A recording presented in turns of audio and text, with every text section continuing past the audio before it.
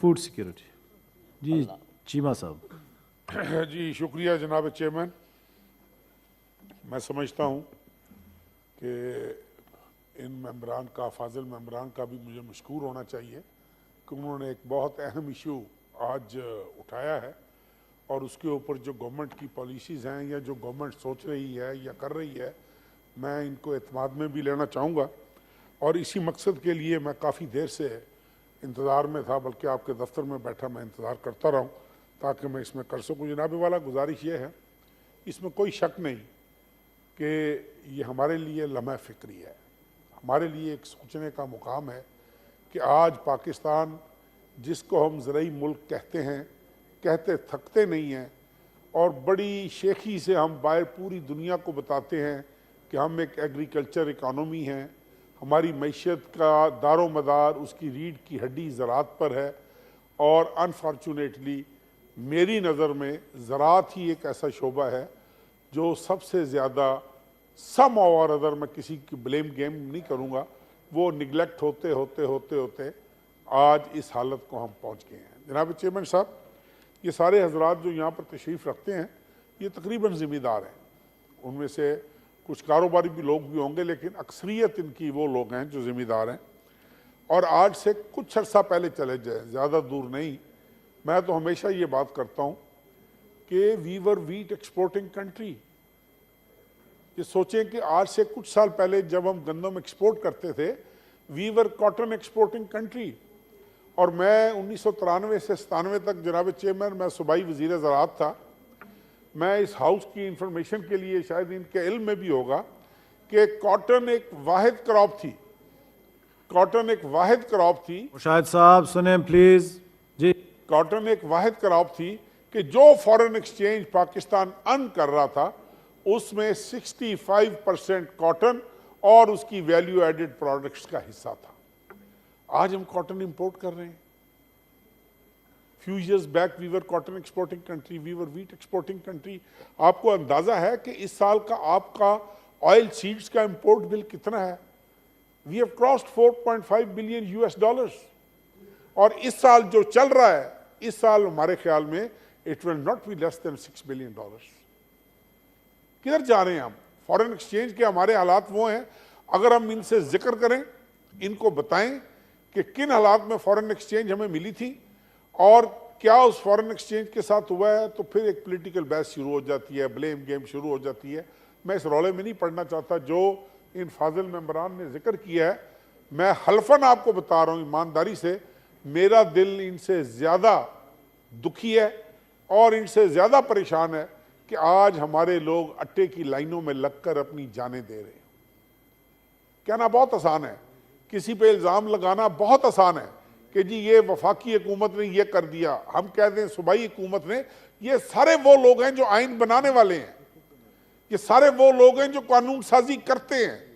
क्या इनको नहीं पता कि फेडरल गवर्नमेंट का क्या रोल है वीट पॉलिसी के अंदर, किस हद तक फेडरल गवर्नमेंट इसमें मदाखलत करती है? इसके बावजूद मैं आपको आगे फिगर्स भी दूंगा इन मेंबरान की नॉलेज के लिए कि कितना कैरी फॉरवर्ड था पिछले साल हमारे पास, हमने क्यों इंपोर्ट किया। अब केपीके का बड़ा शोर पड़ा हुआ है। मेरे साथ इन ये तमाम केपीके के जो सेनेटर्स हैं, हमारे लिए काबिल एहतराम है, हमारे भाई हैं। जनाब चेयरमैन, जो जिसने मांगा है, मैं on the floor of the house ये चैलेंज कर रहा हूं, जो जिसने हमसे मांगा है, हमने आंखें बंद करके उनको उतनी वीट प्रोवाइड की। मैं आपको सेंटर्स बता सकता हूं कि किस सेंटर से कितनी वीट लिफ्ट हुई है। अब हमारे पास एक एजेंसी है जिसका नाम पास्को है। उस पास्को ने जनाब चेयरमैन पाकिस्तान आर्म्ड फोर्सेस को भी गंदम देनी होती है, जिसमें navy, air force, all armed forces are included. Azad Jammu Kashmir को देनी होती है, गिलगित बल्तिस्तान को देनी होती है।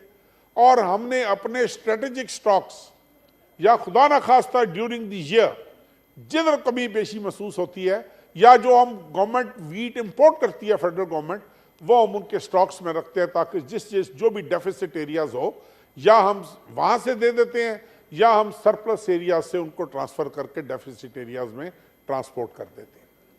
जनाब स्पीकर, जनाब चेयरमैन साहब, हमने तो यकीन जानिए अपनी तरफ से ये कोशिश की है कि जो मर्जी हो हम पर ये इल्ज़ाम कम अज़ कम ना आए, और ये वज़ीर आज़म की खसूसी हदायत थी, वल्लाह बाखुदा ये अराउंड $2 बिलियन का इंपोर्ट मिला वीट का इस साल। और इसमें मैं आपको बड़े वसूख से कह रहा हूं ये बात कि 4 दफा हमने टेंडर्स हुए कैंसिल किए, प्राइम मिनिस्टर नहीं माने कि यार ये इस फॉरेन एक्सचेंज के बदले में ना ये बहुत महंगा, इनको नीचे लाओ नीचे लाओ नीचे लाओ। और खुदा की कुदरत देखें कि इंटरनेशनल मार्केट्स का ट्रेंड डाउनवर्ड था, वही गंदम हमें बड़े सस्ते दामों में मिली, हमने ले ली। इसके बाद इन्होंने क्या किया हमारे साथ, तमाम सूबाई हुकूमतों ने, हमारे भाई हैं पाकिस्तानी लोग हैं ना जी, इन्होंने खाना है, हम क्यों इंपोर्ट कर रहे हैं, इन्हीं लोगों के लिए इंपोर्ट कर रहे हैं, अपनी आवाम के लिए इंपोर्ट कर रहे हैं। इन्होंने कहा जी कि ये हमारी शॉर्टेज है, हमने कहा कोई बात नहीं आ पाए। तमाम चीफ सेक्रेटरीज के साथ मैंने एक दफा नहीं कई दफा मीटिंग्स की, सेक्रेटरी फूड्स के साथ मैंने मीटिंग्स की, उनकी तमाम रिक्वायरमेंट पूरी की। केपी के वालों ने, इन्होंने हमसे 2 लाख टन गंदम की एग्रीमेंट किया था कि हमें 2 लाख मेट्रिक टन गंदम प्रोवाइड करनी है। इन्होंने तकरीबन 1.2 मिलियन टन, इन्होंने 1 मिलियन टन और इजाफी डिमांड की, हमने वो भी इनको दी। बलूचिस्तान ने जितनी गंदम हमसे डिमांड की हमने दी, सिंध ने जितनी गंदम डिमांड, अब पंजाब सरप्लस सूबा है वीट का, पंजाब सरप्लस सूबा है। हमें पता है जो सिंध के हालात थे फ्लड्स के बाद, हमें पता है जो सिंध की में तबाही बर्बादी हुई फ्लड्स में, हमें पता है बलूचिस्तान की नसीराबाद डिवीजन, लसबेला, आगे ग्वादर तक जो तबाही हुई, we know it and we were there with very open hearts कि हमारे भाई हैं, हमने नहीं काम आना तो किसने काम आना, या आज नहीं आना तो कब काम आना है। लेकिन पंजाब में अल्लाह का शुक्र है कि सिर्फ एक ज़िले में, 1.5 ज़िले में 2 या 2.5 तहसीलें थी, ये भी अल्लाह का बड़ा करम है कि हम तबाही से बच गए, पंजाब में वो सैलाब नहीं आया। इसके बावजूद उन्होंने हमसे अजाफी वीट मांगी, हमने कहा जी 100 बिस्मिल्लाह आप आएँ। अगर आप अब देखें ना, मांग लेना, शोर मचाना, अब ये बात सवाल हमारे सेनेटर्स का बड़ा वैलिड सवाल है कि जब गंदम पूरी है, अभी सेनेटर मुश्ताक साहब फरमा रहे थे कि जब गंदम पूरी है तो आटा किधर गया। क्या सेनेटर मुश्ताक साहब मेरे लिए इंतहाई काबिल एहतराम है, क्या इनको नहीं पता कि आटे की प्रोविजन जो है वो सूबाई हुकूमत का काम है कि फेडरल गवर्नमेंट का काम है। फेडरल गवर्नमेंट देखे इंफ्रास्ट्रक्चर, हमारे पास तो कोई इंफ्रास्ट्रक्चर नहीं है, फूड डिपार्टमेंट्स के पास इंफ्रास्ट्रक्चर है, AFC, food inspectors, DFC, deputy directors, इनके जितने फूड्स के गोडाउन्स हैं, जितने सेंटर्स हैं, जितने इनकी ट्रांसपोर्टेशन है, हर चीज प्रोविंशियल गवर्नमेंट्स के पास है। अच्छा, जो प्राइस चेक करने वाली मशीनरी है वो मैजिस्ट्रेट्स, तहसीलदार्स, बल्दिया के मुलाजमीन, they are all provincial government employees. हम तो लिख लिख इनसे मीटिंग्स कर करके हम थक गए। हमने कहा प्लीज बैठो, मीटिंग करो, क्यों लोगों को हम तबाह कर रहे हैं, किस लिए। अब हुआ क्या, मैं आपको बताऊं, सिंपल सी बात जनाब स्पीकर, जनाब चेयरमैन। अब वीट के स्टॉक्स अगर मेरे पास पड़े हुए हैं तो मुझे चाहिए कि प्राइस को बैलेंस रखने के लिए मैं वीट जो है वो मार्केट में फेंकूं। मैं लोगों को, अब होता क्या रहा है कि वीट रिलीज की जाती थी 2200 रुपए के हिसाब से। अब आप देखें, पिछले साल की सपोर्ट प्राइस थी 2200 रुपया, गंदम मार्केट में बिक रही है 5200-5300 रुपए पे। वीट रिलीज की जाती थी, एक तो शॉर्ट रिलीजेस होती थी, रिलीज की जाती थी, और उसके बाद बजाय इसके कि वो ग्राइंड हो, बजाय इसके आटा बनकर उसका मार्केट में जाए, वो गंदम बाहर के बाहर बिक जाती थी और पता नहीं कहां से कहां पहुंच जाती थी। स्मगलिंग के लिए दो हमारे पास बड़ा लिमिटेड स्कोप होता है कि हमने जितनी बॉर्डर्स के ऊपर लॉ एनफोर्सिंग एजेंसीज हैं, हमने या तो ये कहें कि हमने उनके साथ सर नहीं खपाया या उन्होंने मेहनत नहीं की। लेकिन जब आप ये देखें कि नई गंदम मार्केट में आती है, आपके बायर्स कौन कौन से हैं, आप हैरान हो जाएंगे उन लोगों के नाम सुन के कि जो मार्केट में फिर रहे होते हैं बायर बनकर, और जितनी गंदम जिस भाव पे मिले वो ले जाते हैं, और 1 महीने के बाद उसकी प्राइस ऊपर जाना शुरू हो जाती है। टोटल प्रोडक्शन ऑफ वीट, जनाब स्पीकर, को 22 मिलियन एकर्स के ऊपर हमारी वीट की सोइंग होती है, और जितनी टोटल प्रोडक्शन होती है उसका 20% गवर्नमेंट प्रोक्योर करती है, जिसमें चारों सूबाई हुकूमतें और पास्को भी शामिल है। 80% of the remaining wheat is with private sector. किसी में जरूरत नहीं हुई आज तक हिसाब मांगे कि वो 80% कहां गई। अगर वो फ्लोर मिल्स वालों ने खरीदी है तो उसमें से कितनी ग्राइंडिंग हुई है, अगर उसका किसी और मसरफ में आई है तो वो कहां गई है, लेकिन किसी में इतनी जरूरत नहीं हुई। और वो अभी अभी वो कोई थे यहाँ पर सेनेटर साहब मोजेज कह रहे थे माफियाज हैं। यस, माफियाज आर देयर, इसमें कोई शक नहीं है, इसमें कोई शक नहीं। और हमें ये शर्म भी नहीं आती कि हम अल्लाह ताला, पता नहीं हम आज जिस ओहदे पर मैं बैठा हूं, पता नहीं मैं डिजर्व करता हूं कि नहीं करता हूं, पता नहीं क्या हालात है क्या नहीं है, लेकिन मैंने उधर नजर नहीं दौड़ाई कि जिन लोगों की खिदमत के लिए अल्लाह ताला ने मुझे मामूर किया, क्या मैंने अपने फर्ज की तकमील में एक कदम भी उठाया। और जो काम जनाब चेयरमैन माफियाज का ये आलम है, मैं I am chairing the sugar advisory board also, unfortunately I am chairing it. क्यों? क्योंकि हमारे जो इंडस्ट्रीज मिनिस्टर है, बेसिकली ये इंडस्ट्रीज का सब्जेक्ट होता है, चूंकि उनकी अपनी शुगर मिल्स हैं, तो मखदूम साहब ने कहा जी it would be conflict of interest, I am unable to chair this board. वो प्राइम मिनिस्टर साहब ने फूड सिक्योरिटी को दे दिया।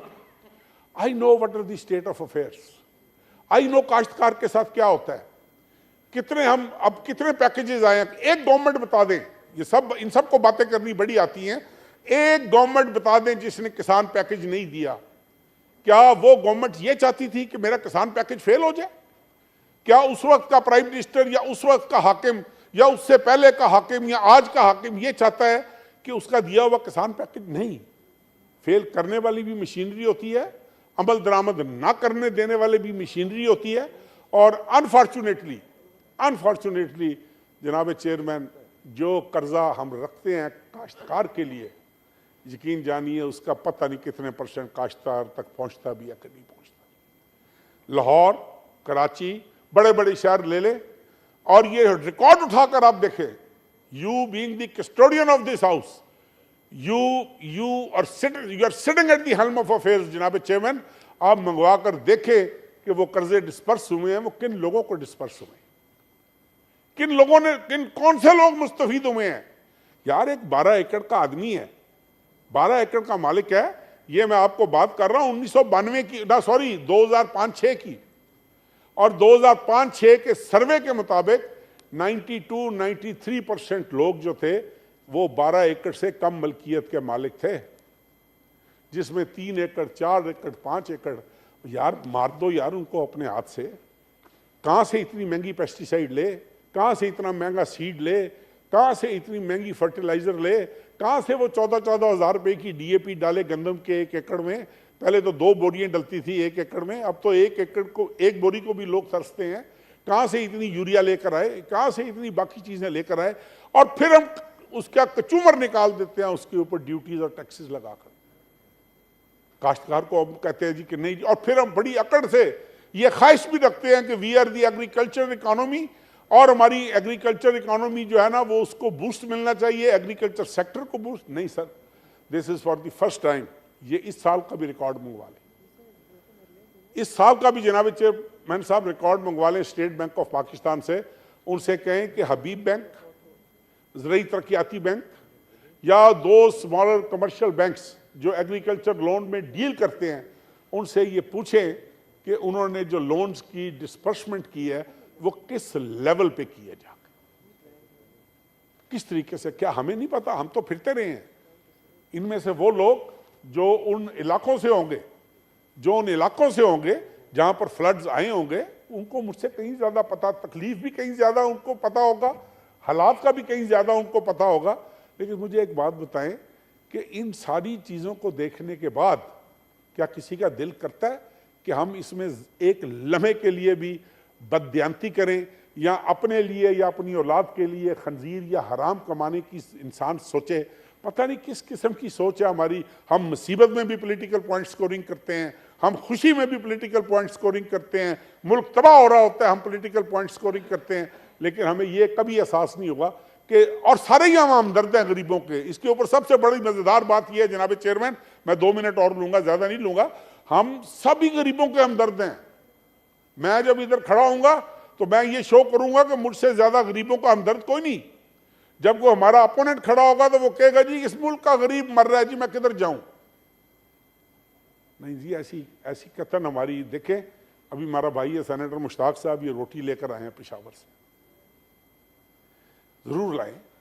यकीनन वो महसूस करते होंगे कि उनके इलाके में लोगों को दुख है, तकलीफ है।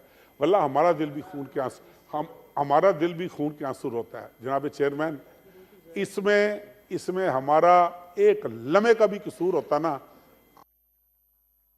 यहाँ पर कहना था कि जनाब इसमें ये हमारी गलती है, ये हमारा कसूर है। हमारी फूड सिक्योरिटी के 13 आइटम्स हैं जिसमें wheat is the strongest pillar. Wheat is the only crop जो आपकी 38% कैलोरीज को लुक आफ्टर करती है। Wheat is the only crop जो 86-87% की डाइटेटरी जो नीड्स हैं वो पूरी करती है। हम तो देखें अपनी जो हमारे यहाँ पल्सेज हैं, दूसरी चीजें हैं, जो 13 चीजें फूड सिक्योरिटी के जिम्मे है, वो अपना हमने पूरी की है। प्रोविंशियल गवर्नमेंट्स को लिखा है। अब चूंकि ये बात दुरुस्त है, अभी किसी सेनेटर साहब ने की थी कि प्रोविंशियल गवर्नमेंट्स तब्दील हो गई हैं, चेंज हो गई हैं ना। मैं पिछली गवर्नमेंट्स को किसी ब्लेम में डालता हूँ, हर किसी ने अपने अल्लाह को जवाब दे होना है। जनाब चेयरमैन, मैं यहाँ पर झूठ बोल के जाऊँगा ना, मैं एक लम्हे के लिए आपको मैं गलत बयानी करके बेवकूफ़ बनाने की कोशिश कर लूँगा। एक लम्हे के लिए मैं सिवान को बेवकूफ़ बनाने की कोशिश कर लूँगा, लेकिन मेरा अल्लाह जान रहा है कि मैं सच बोल रहा हूँ कि झूठ बोल रहा हूँ। मेरा अल्लाह जानता है इस वक्त मेरी नीयत क्या है, लेकिन ये हमारी नीयत हरगिज़ नहीं थी। और मैं समझता हूँ कि मुखालफतें इनकी होंगी, दोस्तियाँ इनकी होंगी, जो मर्जी करें, लेकिन एक penny, nickel and dime we have tried to save कि हमारी फॉरेन एक्सचेंज जो ना होने के बराबर है, हम किसी तरीके से उसको बचाएं। अब ये एक बात, last thing, then I will wind up. ये आफ्टर दिस यूक्रेन वार, ये सबको पता है, ये मांडवी वाला साहब बैठे हुए हैं, बाकी बैठे हुए हैं, after this Russian and Ukraine war, कहां थी वीट? बम्पर क्रॉप थी यूक्रेन में, बम्पर क्रॉप थी रशिया में।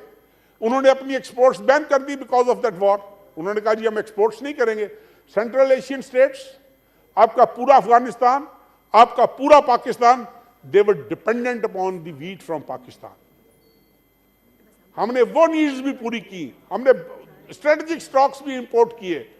उसके बाद भी अगर हम ये महसूस करें, और ये इस दफा पहली दफा पाकिस्तान में इस $6 बिलियन US इंपोर्ट जो ऑयल सीड्स पे होती है, हमने जो टारगेट दिया था कि ये एरिया एनहांस किया जाए और हम अपनी ऑयल सीड्स के ऊपर खुद जाएं, अल्हम्दुलिल्लाह we have achieved that target.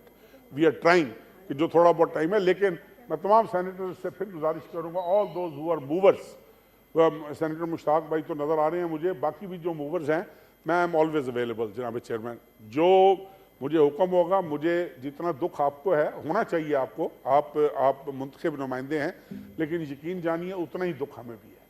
और हम चाहते हैं कि ये इलाज शुरू किया है सेनेटर साहब। अब ये भी आप देखें, अब आपने फिर बात छेड़ ली है। अब मैंने इलाज ये शुरू किया है कि आप मुझे ये बताएं कि इस्लामाबाद में 40 फ्लोर मिले हैं। इस्लामाबाद की गंदम 100% गंदम जो है वो पंजाब गवर्नमेंट देती है इस्लामाबाद की 40 फ्लोर मिलों को। 17,000 बैग्स की डेली शॉर्टेज है। आउट ऑफ 38,000 बैग्स जो हमारी डेली कंजम्पशन है, we are short of 17,000 bags. इसके बावजूद मैंने प्राइम मिनिस्टर को अप्रोच किया, मैंने कहा जी कि नहीं, हम ये भी पास्को में से पूरी करें और हम किसी तरीके से जो इस्लामाबाद में रहते हैं, क्या आप ऑनेस्टली मुझे बताएं, क्या आटे की प्राइसेस कंट्रोल में हैं कि नहीं? अब अगर आप देखें ना, अब जिस आदमी ने 5200 रुपए की ओपन मार्केट से लेकर ग्राइंडिंग करनी है, वो आपको अब उस रेट पे तो नहीं देगा ना। ये थोड़ा सा तो प्रोविंशियल गवर्नमेंट्स का काम है। सेनेटर साहब जी प्लीज, सेनेटर साहब अब आइए ना जी, अब 2 दिन पहले आइए, 2 दिन तक कड्डो औखे सौखे कि वो भी नहीं निकल रहे।